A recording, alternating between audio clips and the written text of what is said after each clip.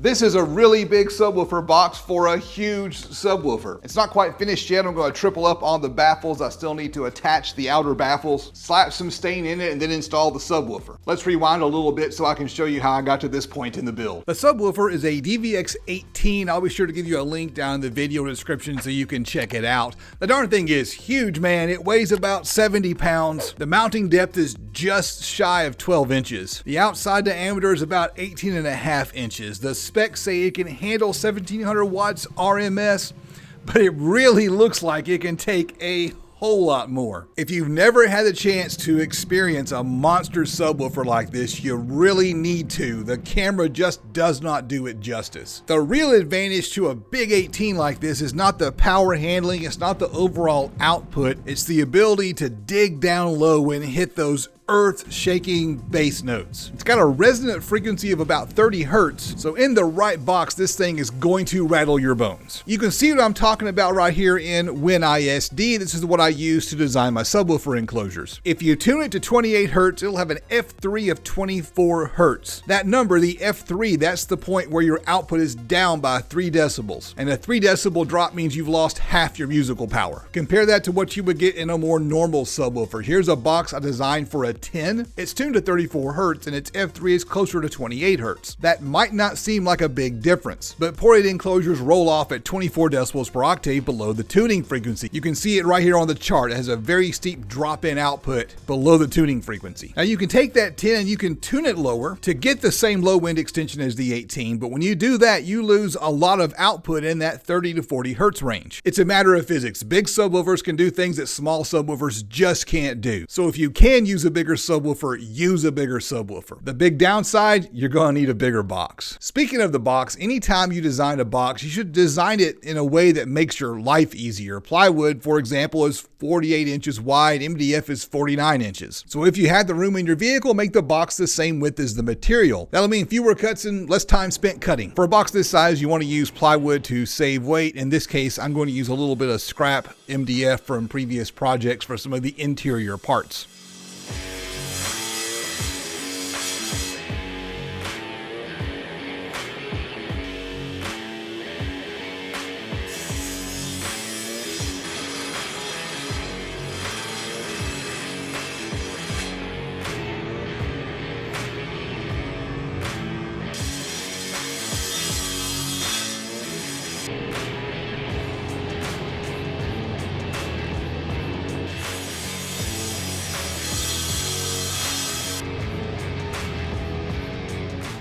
As for the bracing, with a huge box and a huge sub, you want a ton of bracing to keep the panels from resonating. I like to add a brace at the end of the port. That piece is going to be the exact same size as the first port wall. And you want to cut these two pieces at the same time so they're exactly the same size. For a project this big, you're going to want a second brace that's the same size as the sides of the enclosures. More on bracing in a little bit.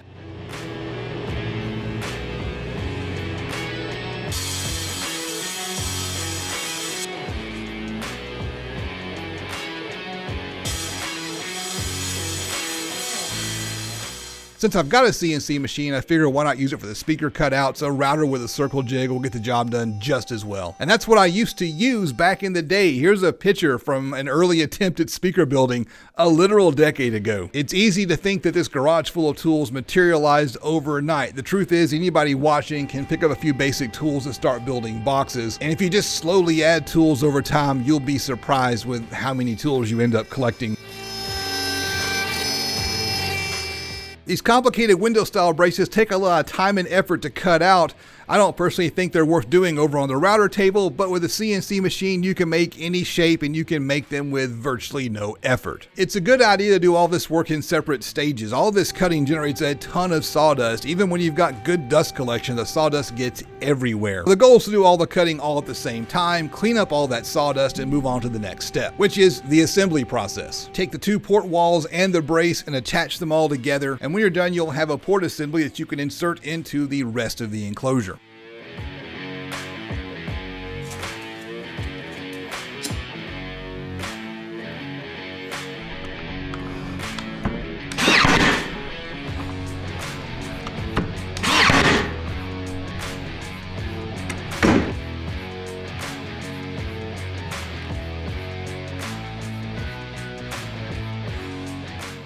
Okay, I've made a mistake. I got a little bit ahead of myself. I'll show you what I'm talking about right here.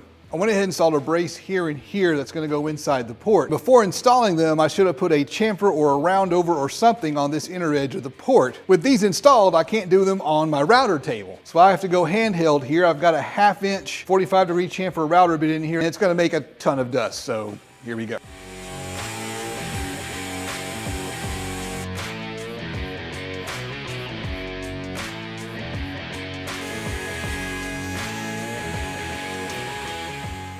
Okay, moving on to the rest of the enclosure. Attach the back to the bottom. You can see in this shot I'm using some big parallel clamps. I've got a love-hate relationship with these things. The best part about them is they get the workpiece up off the table so I can slide in additional clamps and have more clearance for the nail gun. But the clamps aren't 90 degrees. For a project like this where you want to make sure everything is as square as possible, grab some of these right angle clamps and clap on a few more bar clamps before you start driving the brad nails.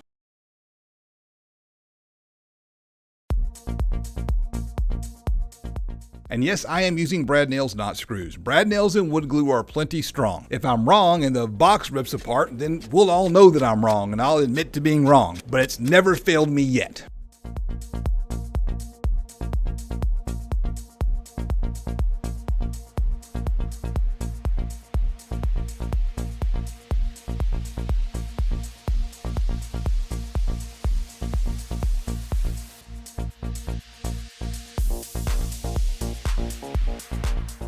Here's a pro tip: use a piece of scrap to make sure your sides are flush with the back and the bottom before clamping it into place and driving your brad nails.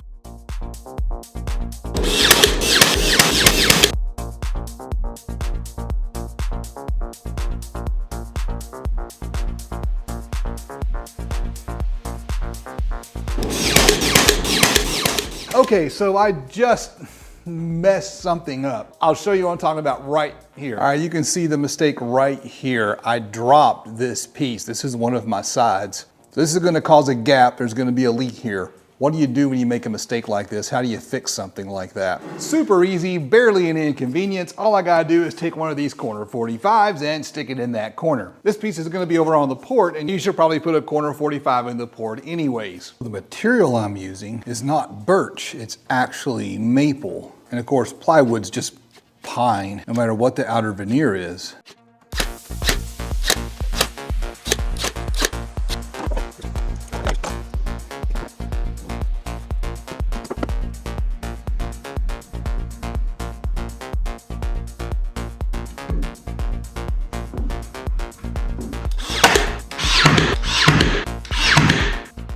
Next, install the port assembly from earlier. You can clamp it into place and then turn over the box and drive some brad nails, or just take a break and let the glue dry.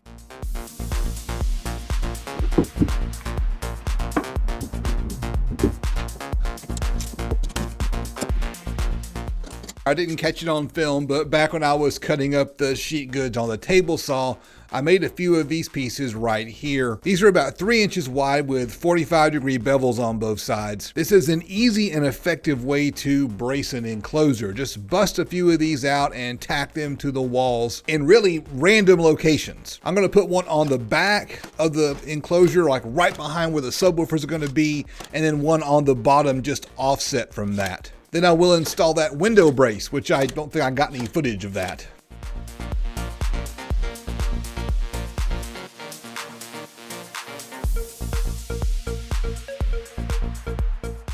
Moving on to the baffle, I want to show you a little trick right here. What you want to do is you want to line up one corner and tack it down. And then you got to be careful, because with that one nail in place, that big baffle can pivot out of position, and you don't want that. So you go to another side and you line it up and tack it in place as well. And now it's not going anywhere. Move over to the other corners, make sure those are in position, tack them down. And after you get 4 corners tacked down, you can go around the entire piece.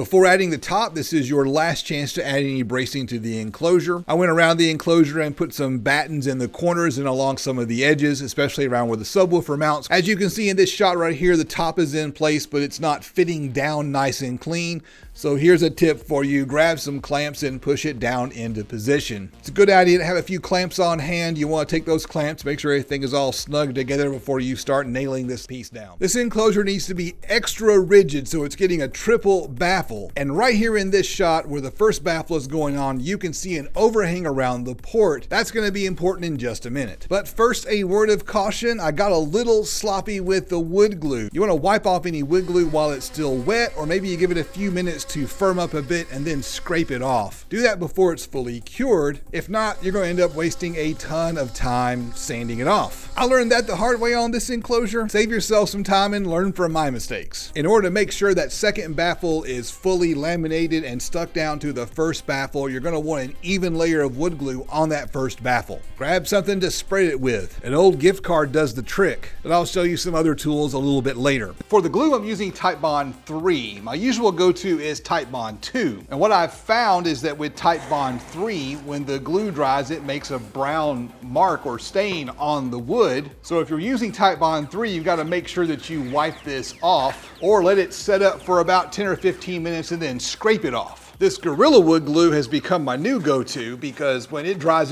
clear. I found that I've had better luck with wiping it off and sanding it off and it leaving less of a stain on the plywood.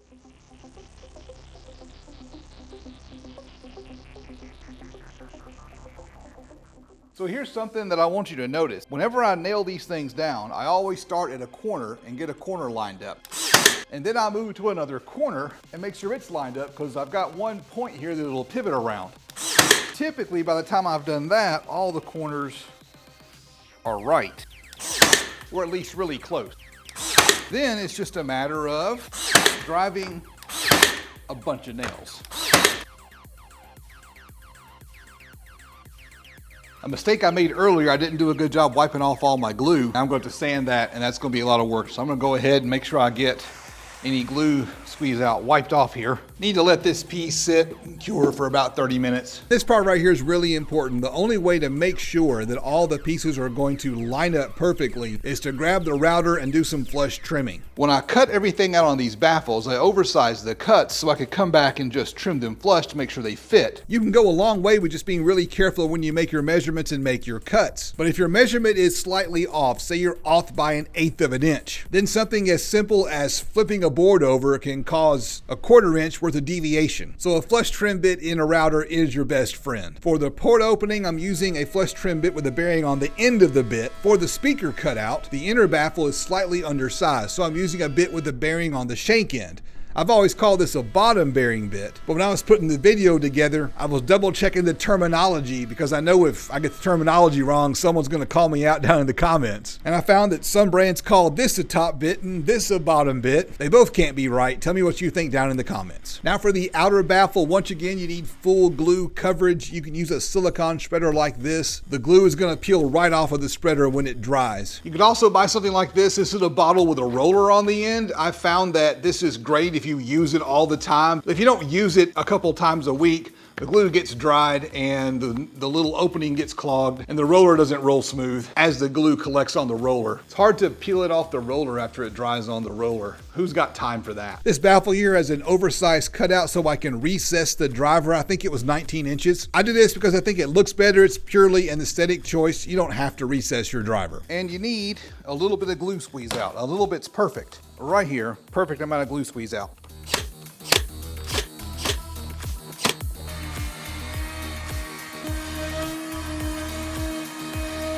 I found this wood filler does a great job of covering up all the divots from the nail gun. When it dries, you just sand it smooth. If you're using something like plywood and plan to stain the box, you're gonna be sanding it anyway, so it's no big deal. Sanding, of course, is time consuming. A box this size, it's just gonna take a while. After sanding, you can mask off the baffle and spray paint the port and the baffle recess. Am I the only one that finds peeling off masking tape to be oddly satisfying? I'm not alone, am I?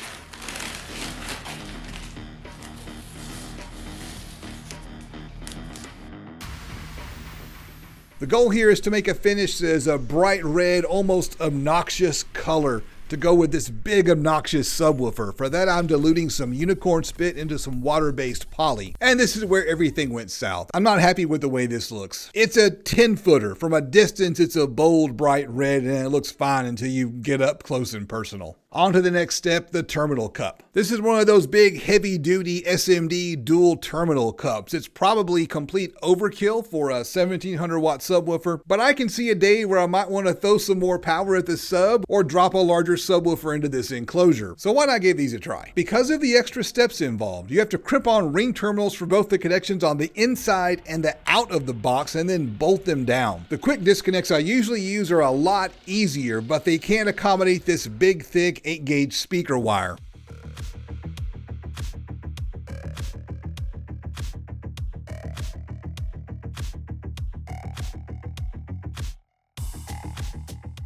I recommend sticking on some gasket tape. You're going to want to do that before you bolt down your speaker wires. That'll make your life a lot easier.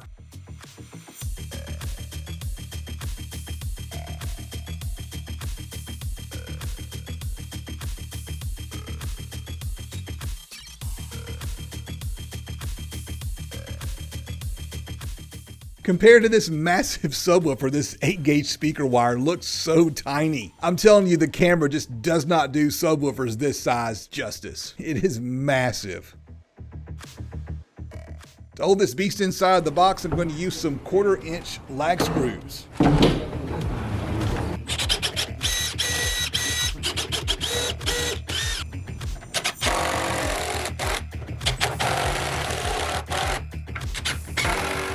I'm at the point where I'm getting really excited. This project's taken me several weeks to finish, and I cannot wait to find out how this subwoofer sounds. But when I went to slide it into the truck, I got interrupted by some visitors. Check out these guys right here. I live in a subdivision in the middle of town. I have no idea where these things came from. Then I ran into a real problem. It didn't fit.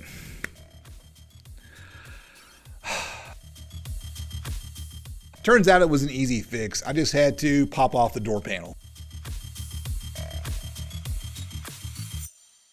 Let's play some music and I'll give you my subjective opinion about the sound before we see how loud it gets.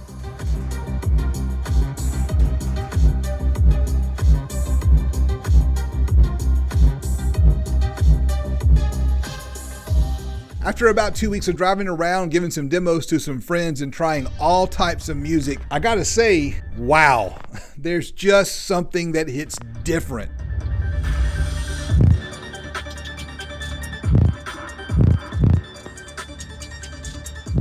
It's less about the sound and it's more about the feel. Everything just shakes. Plus, it's a lot cleaner than I expected. That was the first reaction that I got when I gave my very first demo. Wow, that's really clean. People expect bass from a big subwoofer to sound bad, and this sounded great.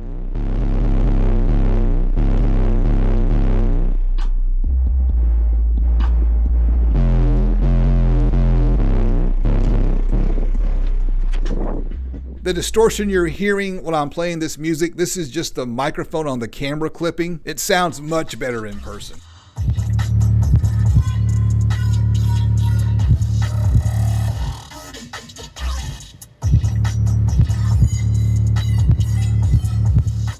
But it wasn't quite as loud as I expected. With all of the expense and effort, I'm going to be disappointed if I can't break a 140 with this sub. It also does not seem to blend really well with the mid bass, almost like it can't hit the upper bass frequencies. But when it comes to things like Bass Mechanic or Techmaster PEB or tracks like Bass I Love You, this sounds and feels amazing. It's like nothing I've ever personally built before.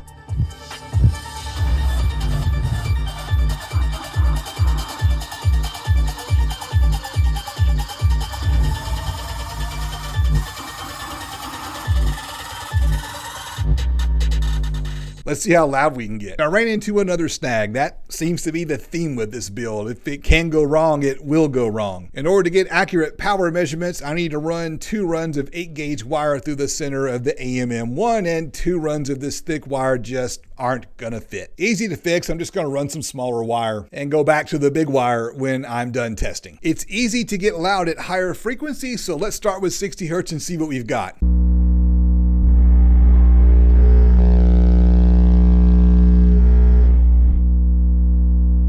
Okay, that's not looking good. I was hoping for a bit more than that. I do want to point out the power though. This amp is rated for 2300 watts. Other YouTubers have tested it. It can easily do 3000 on good electrical. And here we've pulled 2000 watts at 1.7 ohms. So I'm pretty happy with the amp. It's a JP23. I'll be sure to give you a link down in the video description. Let's try 50 hertz.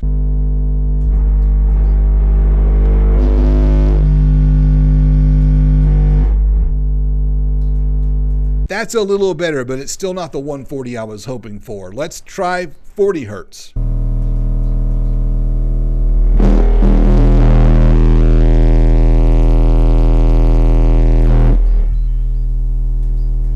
That's more like it. 143 dB at 40 hertz. And look at the power. That was only 880 watts after the impedance rise. I would love to see what this thing can do with a bigger amp. I don't usually do 30 hertz because most boxes that I build are tuned higher than 30 hertz. I don't like playing full tilt below the tuning frequency, but this box is tuned lower. Let's go for it.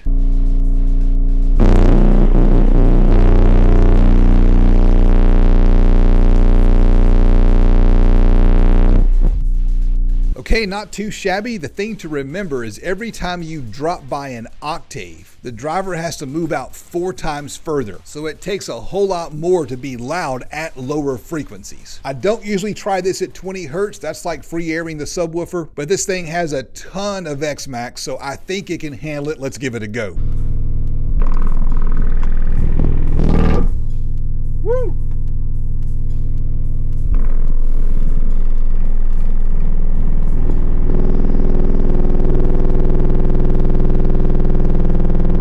So roughly 129. At one point, the amp was throwing rated power at 20 hertz into the sub, and the sub handled it just fine. No doubt this thing can take more power on just regular music. I think I need to get a bigger amp. Oh, hey, I just realized I forgot to do a DAT sweep to verify the tuning frequency. I'm going to unhook all the speaker wires and wire the DATs in series just to make it easier to do the sweep. Okay, so good news, I got really close to my tuning frequency I was shooting for. It looks like we're around 30 hertz. Bad news, I got this funky wave at the bottom of this impedance plot, so clearly something is wrong. Nothing sounds wrong, it sounds just fine. I gotta be honest with you, because I'm not honest, y'all will call me out. This is the ugliest box I've ever made. But man, this thing absolutely pounds. I couldn't be happier with the sound. I'm Justin, this is the DIY Audio Guy YouTube channel, and I will see you on the next adventure.